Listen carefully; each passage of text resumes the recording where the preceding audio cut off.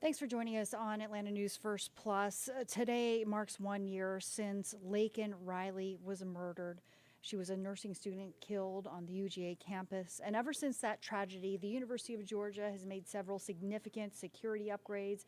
And of course, this has really changed the conversation about immigration in the U.S. Atlanta News First Blake Devine has more from Athens, where changes have some students feeling safer on campus. It's been 1 year since Laken Riley went on a morning run near the University of Georgia campus and never returned. Her convicted killer, Jose Ibarra, an undocumented Venezuelan immigrant, now serving a life sentence. Obviously, recent events haven't made some people feel secure. Ever since the 22-year-old's death, the University of Georgia has invested over $7 million in security upgrades, installing 23 emergency call boxes equipped with security cameras along with a direct line to police. The university also installed 3,000 feet of fencing near the apartment complex where Ibarra lived.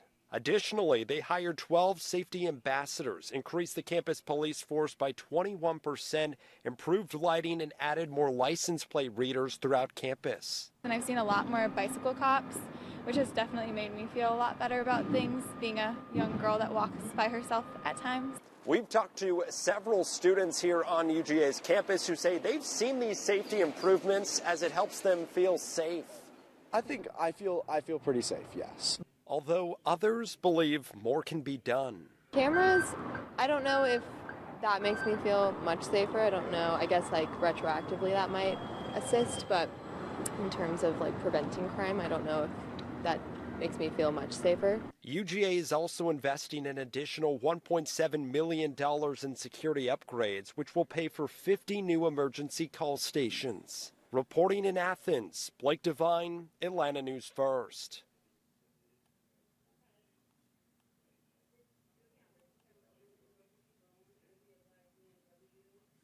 And both state and federal lawmakers have passed new immigration laws in the wake of Laken Riley's death. Atlanta News First political reporter Doug Reardon takes a look at the laws that had bipartisan support.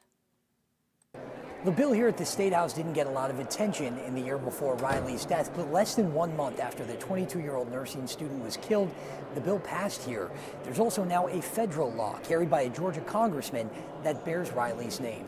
But sadly, her family had to suffer to get it done, but it's done now. State Representative Jesse Petrie had been trying to get his immigration bill 1105 passed for over a year before the murder of Laken Riley. It mandates that sheriffs and local governments comply with immigrations and customs enforcement detainers and hold suspects for ICE when they make arrests. I knew that our nation's immigration laws were being ignored. Everybody knows that. Less than a month after Riley was killed, the bill passed. Petrie says it was an unfortunate catalyst for long overdue legislation. The Laken Riley murder, sadly, did spawn an interest in the measure and helped me to get it passed. A few weeks before the anniversary of Riley's death, Petrie traveled to Washington, D.C. to meet with Georgia Congressman Mike Collins. He was there for the signing of Collins' bill, the federal Laken Riley Act. The act would allow for the deportation of arrested, undocumented immigrants for crimes less than murder and sexual assault, things like theft and shoplifting. Trump signed the bill, with Riley's family standing by. It was the first bill he signed in his second term. We met Collins in Athens, where he said Riley's killer, Venezuelan national Jose Ibarra, had been arrested and released for shoplifting shortly before killing Riley. People are going to continue to push the limit. So, yeah, hey, I just got away with shoplifting. Let me step it up another notch, you know. Maybe I get a gun and I do some armed robbery. Collins said it was the first federal immigration law passed in almost 30 years. And it's going to send them a signal. You might as well go back home now, because if we catch you, you're going to go back home, but you're going back to jail probably when you get there.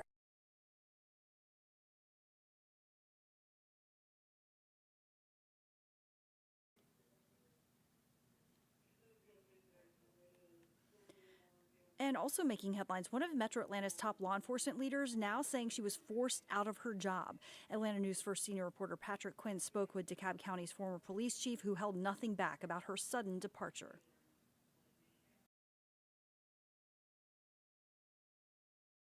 Tonight, former DeKalb County Police Chief Mirtha Ramos was fiery and offended. She told me she was called into the office on Wednesday, 2 days ago, and told to step away as police chief.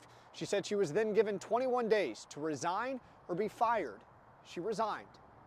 I guess I'm hurt that it was done so abruptly, and I felt like I gave you 5 years and I was given 5 minutes to end my career with no notice. Ramos, who was hired in 2019, said she understands that CEO Lorraine Cochran-Johnson can dictate the direction of the county. She said she was making significant progress, though, surrounding public safety. I'm so glad that I can plant the seeds to make it easier for someone else walking in to start to see the flowers grow. Because we are turning the tide. Ramos said last year property and violent crime dropped 13% county-wide. And this year, she said there have been just 5 homicides in this year's first 7 weeks. When's the last time in 7 weeks you've heard that DeKalb County only had 5 homicides? Cochran-Johnson thanked Ramos in a press conference on Thursday, but did not detail why she was going a different direction. Cochran-Johnson plans on investing $10.5 million into police recruitment and retention to grow the police force, which she said had shrunk to about a third of its size during Ramos's tenure. Ramos said she supports the pay raises, but said turnover at the top creates turbulence. Stability is important, and that change and push and restart every couple of years is never good. What's next for Ramos? She told me she doesn't know yet. What's next for the police department? Assistant Chief Gregory Pedrick will take over as interim police chief. I asked Ramos what she thinks of Pedrick. She was short, but said that he can handle the job. From Tucker tonight, Patrick Quinn, Atlanta News First.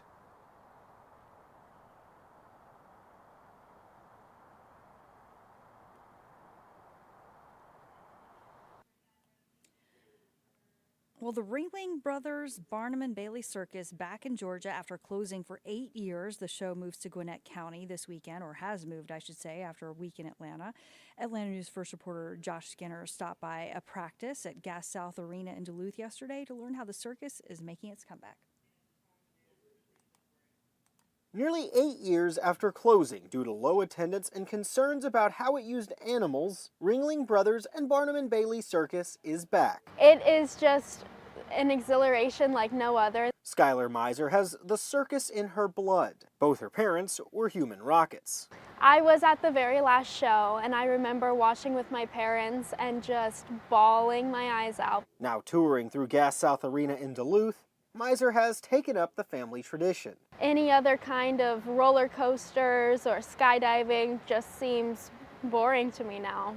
The human cannonball is an oldie but a goodie. However, with no animals in sight, the circus has to balance a new act. So this is our practice wire. The real one is 25 feet up here. The wire that they are on is actually a triangular high wire, which has never been done before. Meaning instead of one person, there are now 3 on an interconnected setup.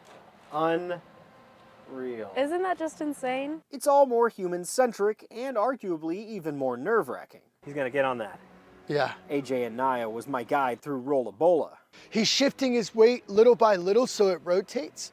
There's also a twist on the half pipe. So we have a takeoff ramp, we have a trampoline on top of it, and then we land on another ramp. Back since the end of 2023, the circus seems to have found its balance. So far the response has been really, really good. And as always, looking for new talent. Yes, I've surfed before. It didn't end up well. Joining the circus, Yeah, okay. Joshua Skinner. If I live through the story, that's a win. Atlanta News First. And much more on Beyond the Gates is filmed here at a and much more on AtlantaNewsFirst.com or by downloading our free mobile news app. Now back to Local News Live.